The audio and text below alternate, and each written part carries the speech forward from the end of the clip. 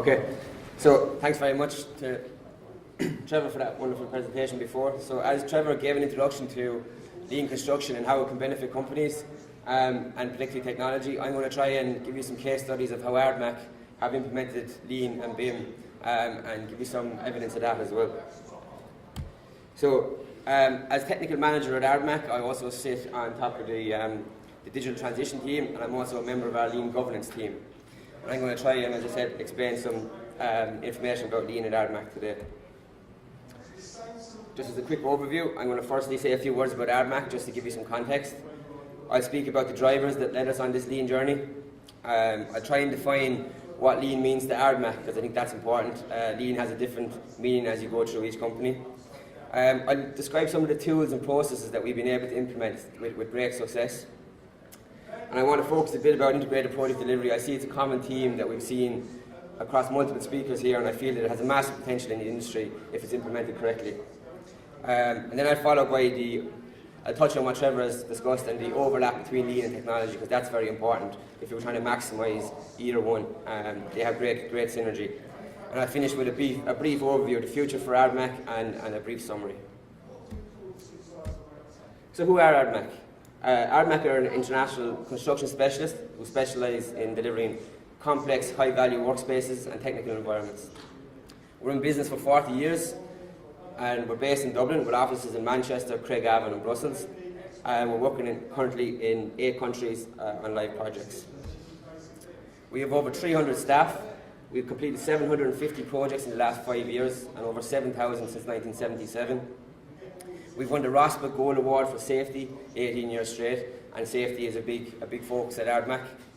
In the last 3 years, we've built over 200,000 square metres of data centres, and in the last 6 years, we've built 200,000 square metres of clean rooms. So as you can see, the numbers are quite high. We serve 4 key areas, which is fit out, clean room, data centres and refurb and construction. And we find that working across multiple sectors in different geographic regions allows us to work with some amazing clients and construction companies. And through these relationships, we've been exposed to the latest technologies and digital construction techniques, and we're trying to leverage that across our business. As part of our 40th anniversary, we went through an extensive rebranding process. And as a diverse organisation, we had to come together and try and define what it actually meant to work for Ardmac. And we decided on our mantra as excellence in everything we do. And we reinforced that with 5 key guiding principles, and that's safety first, understand our customer, respect always, excellence is a standard, and deliver our brand promise. And as we get through a bit more about the lean tools and processes, you'll see why this is important, to have a strong identity that you can define what it means to be an Ardmac employee. Earlier this year, we won some awards in lean, and that was a great promotion for us. We won Innovation in Construction at the Construction Industry Awards. And an amazing one for us was we won Lean Business of the Year at the Lean Business Awards. So as a construction company, to be able to win a business award in lean with other multinational manufacturing companies, it was really amazing. So what are the drivers that led us to adopt lean techniques? In 2015, we had client demand, so like all changes, usually a client comes to you and asks you to do something. So we implemented a simple lean tool, which was Last Planner. And that led us on our lean journey, really. Around about the same time, we wanted to, like everyone, improve efficiencies and productivity across the organisation, but we didn't really know how. So after some initial research, we felt that lean construction seemed to be the best fit for us as a company. So we took that and we decided to see where that would take us. But we didn't really have any idea what lean construction was, or we had even less idea of how to implement it across our business. So we decided to educate ourselves. We started to attend some Lean Construction Ireland events, which were excellent, gave us some insights. We did some research, we did some initial green and yellow belt training, which was very helpful.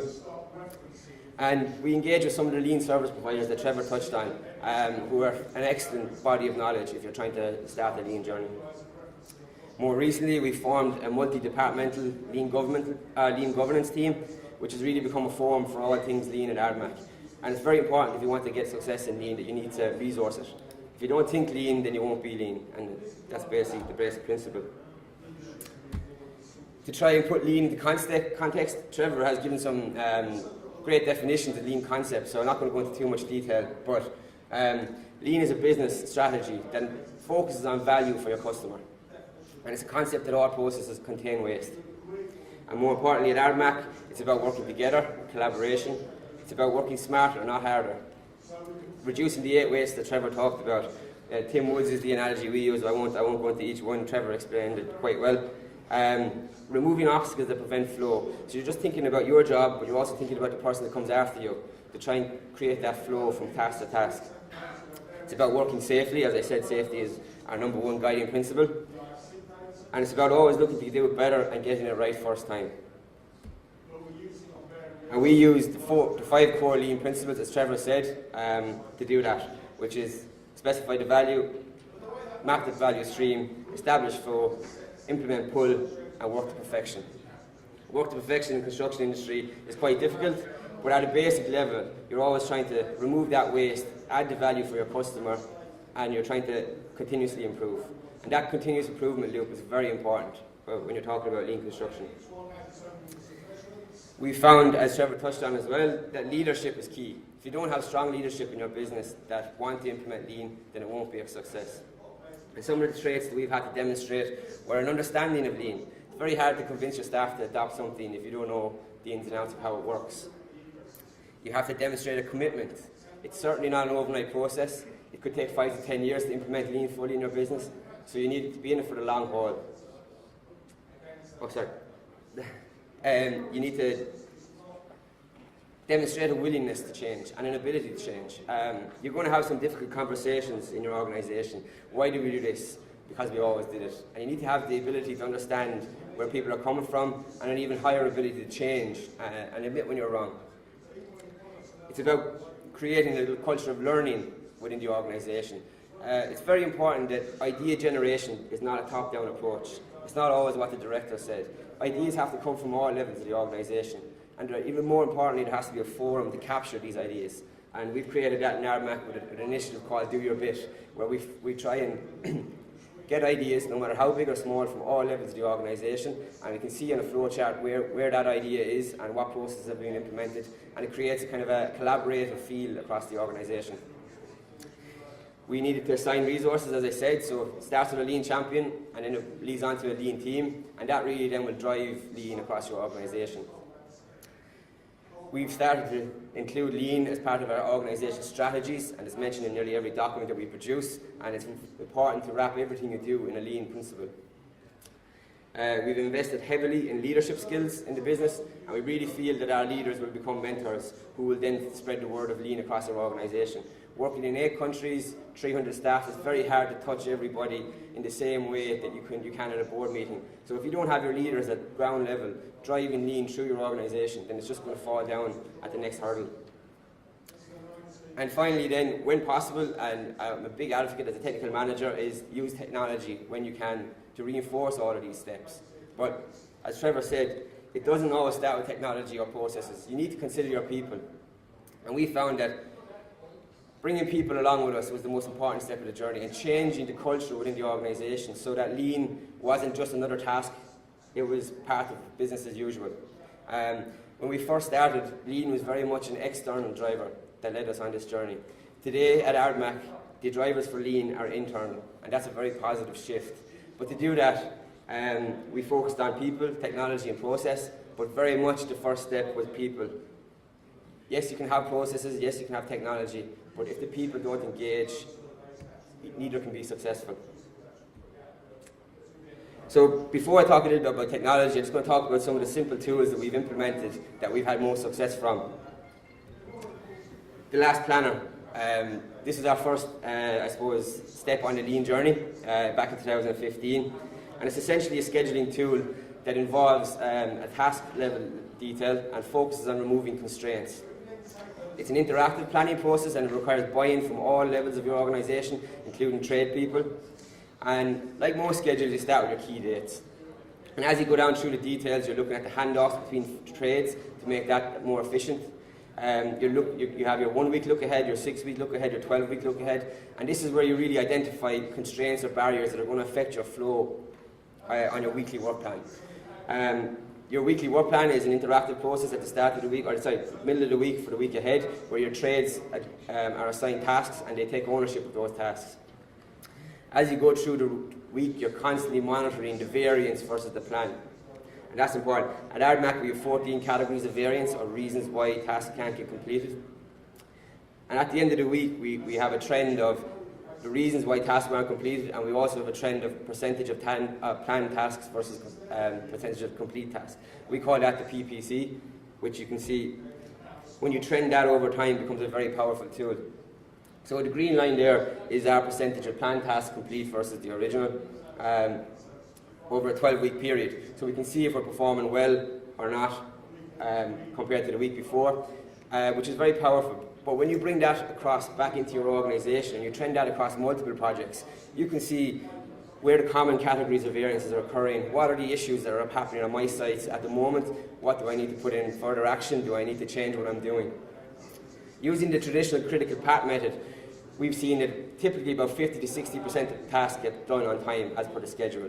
But using Last Planner, 70, 80 to 80% is quite good, and we've had weeks when we've been over 90. So the benefits are there to be seen. I'm going to demonstrate that with a simple case study. When we first started using Last Planner, we were working on 2 projects on the same site for the same client. They were very similar in size and scope, and it's a great opportunity for us to do a benchmarking exercise. On one of those projects we used Last Planner, and the other we didn't. And some of the benefits we've seen were, in terms of safety, we had 0 near misses or first aids on project 1 using Last Planner, whereas we had a couple on the second project. Now, that may not directly be down to Last Planner, but we do know that there was a lot less variance in project 1. And generally, when there's less variance on a construction site, there's less risk of incidents and safety incidents occurring. In terms of quality, we reduced our defects per 50,000 worth of work by over 50%, down to 3.5. We're currently aiming for 1 for every 25,000 of work in Ardmac, which is, continuous improvement. It's all about keeping the learning going. In terms of labour, we reduced our labour budget by 10%, which was great, which also resulted in a greater margin. Our unplanned stoppages were 2 per 50,000, which was demonstrated a great flow in the project. And overall, the team ethos on project 1, and that's just not within Ardmac, it's across all the contractors, the consultants, the end users. It was much higher on project 1. There was far less frustration and friction. People's works were planned out a couple of weeks in advance. There was no stress, what am I doing next? People understood what they were doing. And that's a very simple tool. It doesn't take millions of euro investment in technology. It just takes an engagement of people and a bit of planning. Another method which is very effective but yet anyone can do is the 6S method. And that's really a workplace organisation method, where each S is a step in the process. You can see the steps there are, I won't list them all out, but the main goal is that you can locate everything you use on a daily basis within 30 seconds. And when you do that, the efficiencies are amazing. It really requires your craft people to take ownership and pride in their workplace, and then it takes leadership to support those behaviours and recognise good behaviour. As a case study, just to demonstrate the power of this, we analysed 13,000 square metres of ceiling installation on 2 separate projects. One used 6S and the other didn't. On the project using 6S, we noticed a 180% increase in our daily ceiling installation rate to 300 square metres a day. That in itself was a massive improvement for us, and quite unexpected, to be honest. We reduced the amount of forklifts from 2 to 1. We had €120,000 saving in labour. We had 3,500 saving in plant, and we finished it 5 weeks sooner than the other one. So very simple experiment, but very, very obvious benefits. On the same site, we decided to look at the same task in 2 different areas using direct observation. With the one using 6S, we had a 14% increase in value add, a 7% reduction in non-value add, which is stuff you have to do that you don't necessarily get paid for, or the stuff that you have to do or you do that you definitely don't get paid for. And we had a 7% reduction in waste. So again, very simple processes, but without the engagement of our people, the processes can't be successful. And that was very much our first step in the lean journey. It was about embedding the processes and the people and using simple tools that weren't complicated. As we've got that now and we've embedded that in the organisation, our next step is to apply technology to that. So how can we take those efficiencies we've got and move it on to the next level? Before I go into that, I just want to touch on IPD, which is Integrated Project Delivery, because if used correctly, the benefits there's no limit to the benefits. We're currently working on 2 IPDs, one in Ireland and one in Holland, and halfway through both jobs we can see that the environment is completely different to traditional contracting. The margins are up, the quality is up, the morale is up, and we feel that it's worth talking as an industry. How can we make this more commonplace? Because currently it's not business as normal, and it probably, in a lot of places in the industry, it's probably not even thought of. So what are the drivers for IPD? Really, it's about increased value for the client. By forming a construction partnership with your trade contractors, your main contractors, your consultants and your client, you're getting everybody's input at an early stage in design when changes are cheap.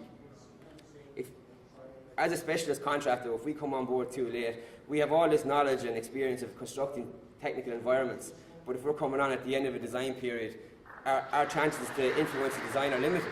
And as the level of detail goes up in the model, the cost of change goes up. And when you're changing on site, then the cost is exponentially more expensive.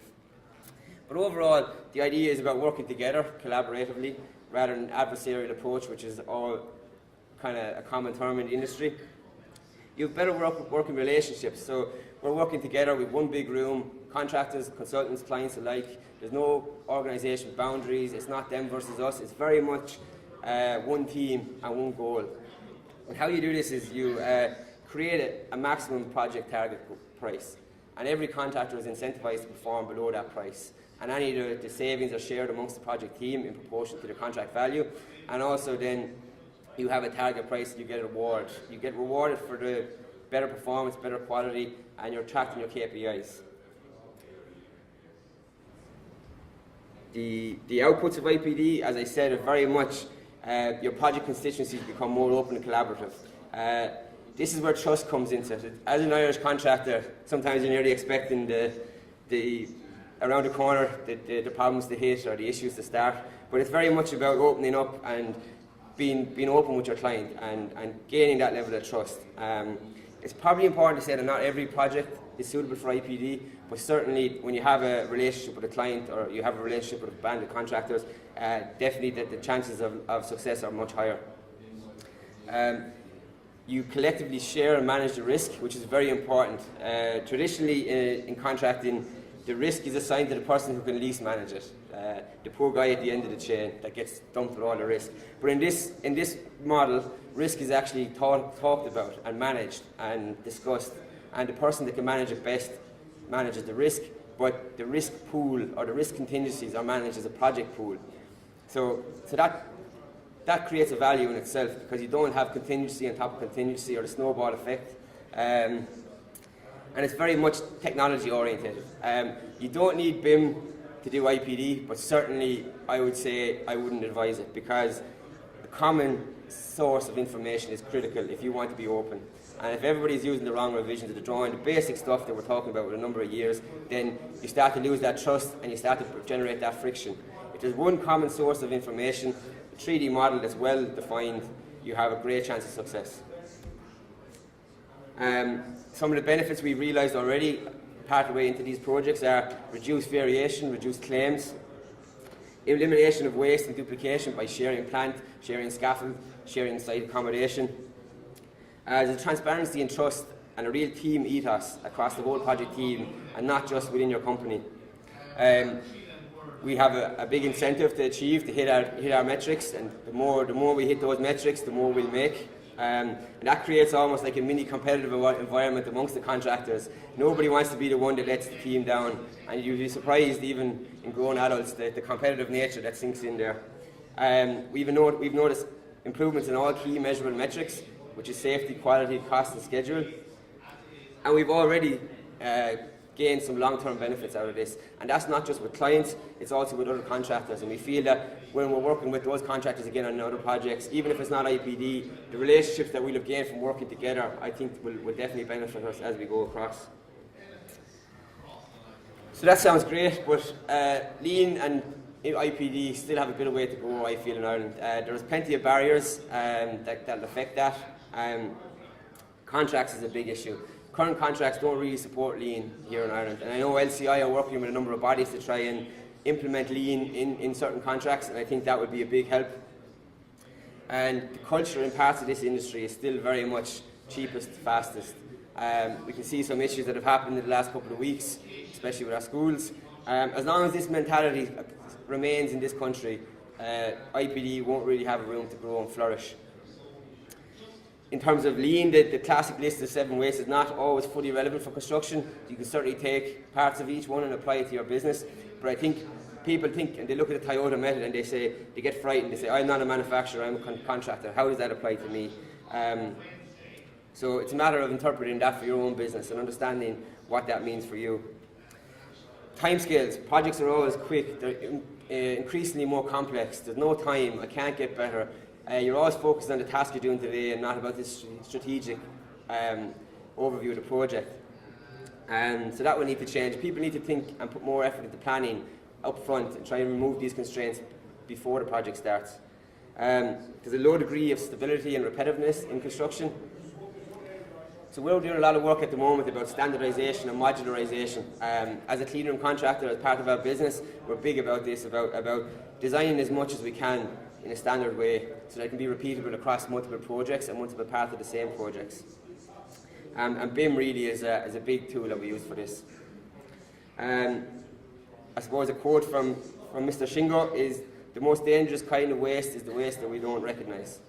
And that's very powerful because everybody traditionally still makes money in construction in Ireland and there's no real appetite to change. There's always been people here to do the work. But now that we face a skill shortage, tighter margins, we're going to have to be forced to look within ourselves and try and find the efficiencies that we have and where we can be better.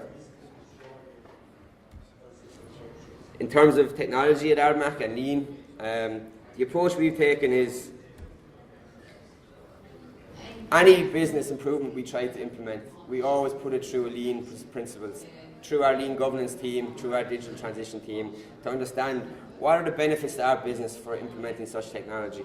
Coming to events like this, you can see that such amazing technology out there that it's very easy to get frightened or disillusioned that how am I going to implement that in my business, or what am I going to do that? So we take it in bite-sized chunks, and we have a BIM manager, Tom, here today, and we try and focus on areas of the business that we can improve with technology, rather than just investing in technology and then you come here, guys, look what I have, let's use this, and then no one adopts it. So in terms of BIM, the cloud-based collaboration has been massive for us because we work in different countries, we have different people. Being able to work on the same files collaboratively has been a great help for us. The standardization, as I said, BIM libraries, modular products, and being able to take those off, quantification from the BIM has been great. And more importantly, we're bringing BIM into the field now using virtual reality, and maybe the next step on will be augmented reality. And this is where we're getting our guys on the floor to engage with the model. And through the visualization process, they gain a far greater insight into the design intent. Especially if you have a complex area, it saves no amount of time putting on a headset rather than trying to interpret 2D drawings and understand what you're trying to build. In terms of project management platforms, traditionally we work with great companies and we would probably use their project management software, but we've invested heavily in Procore and we're going to roll that out across the business, and we feel that the ability that will give us to capture digital data in the field in real time, it'll break down the gap between our office and our site. And we estimate that will save us about 50,000 man hours next year alone by just capturing information digitally and the insights that we'll be able to get from that. So we're very excited about that. In terms of digital construction techniques, things that we're looking at or have looked at is certainly more safety use of BIM, and that's risk assessments, risk analysis through BIM, laser scanning, last planner application. I suppose at the minute we're very much Excel based for Last Planner and for lean systems, and we're trying to adopt the technology that will do that for us, or to help us do that. And design for manufacture and assembly, we feel, is becoming an increasing trend in the market, and we feel that off-site construction is definitely the future. If you can take man hours from the job site into a more controlled environment, then it's a no-brainer for us, and we feel that we're going to invest in that in the years to come. And finally, and most importantly, is people. We've onboarded over 70 staff in the last year alone, so the training process is quite daunting. So what we've done is we've implemented a computer-based training program to allow all staff people to get up to a common level quickly, and then we can build on that with specialist training as we need it. So in terms of the future for Ardmac, we're very much focused on educating our staff.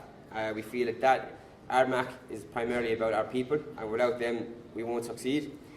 In terms of the Last Planner rollout, we're going to focus on the insights we get from the data we're collecting. So the amount of data we're collecting is crazy across all of our projects, and now we need to get the insights from that and develop processes to improve from that.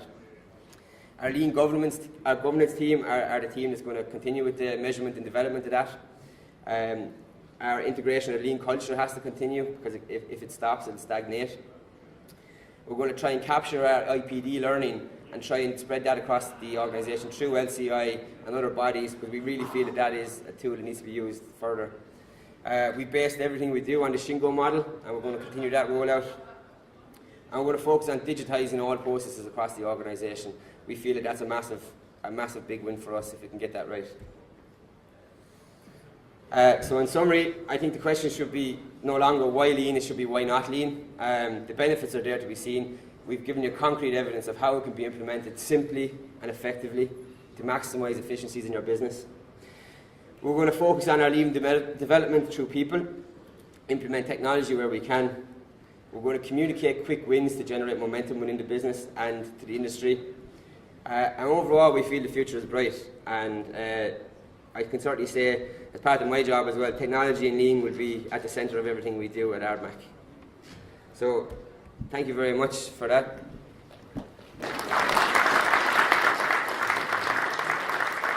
Thanks, guys. Does anyone have any quick questions for Fergus?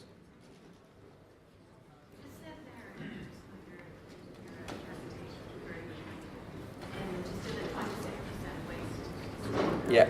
So obviously, have you adopted BIM processes or are you in the process? So I would say that in terms of 3D modelling, not just BIM alone, certainly would be up there with the highest market leaders we feel in certain industries.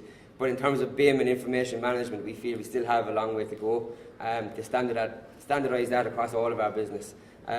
When we work for the big pharma or the big data centre companies, we're very lucky, and we generally fall in line with those and agree and adopt those standards, no problem. But as business as usual, we still have a little way to go to implement that as a standard, and we feel there's big improvements that we can make there. Yeah. Thanks. Fergus, you mentioned that you were using Last Planner on an Excel basis, Yeah. but you were looking at avenues in terms of automating it.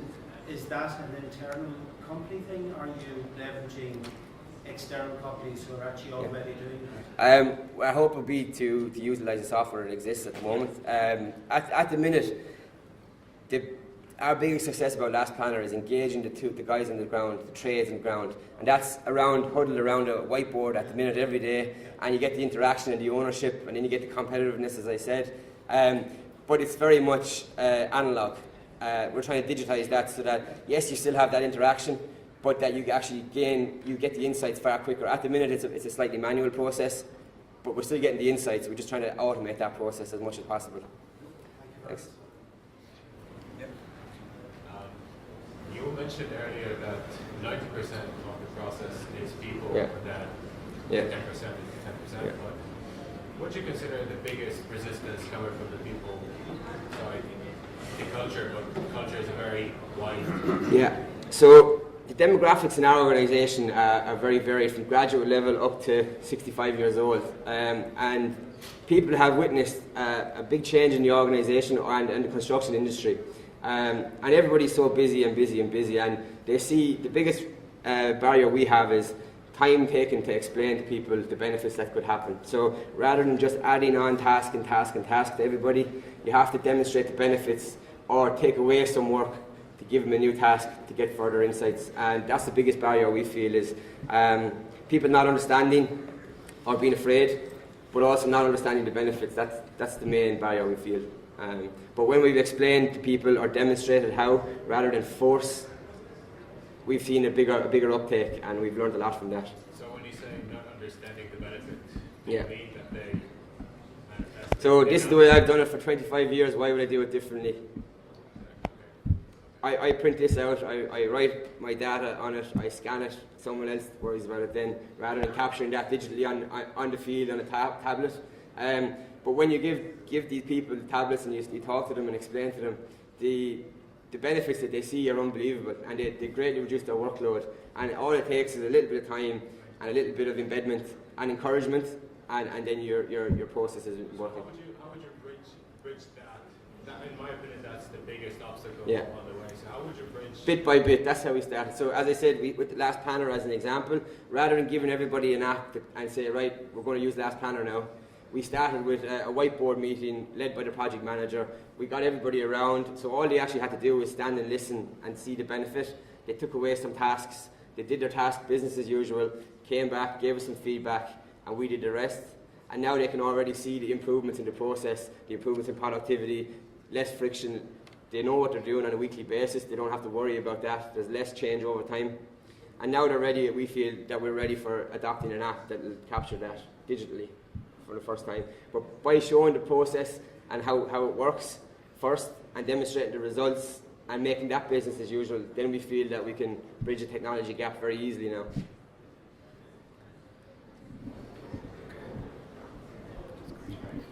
Thanks very much.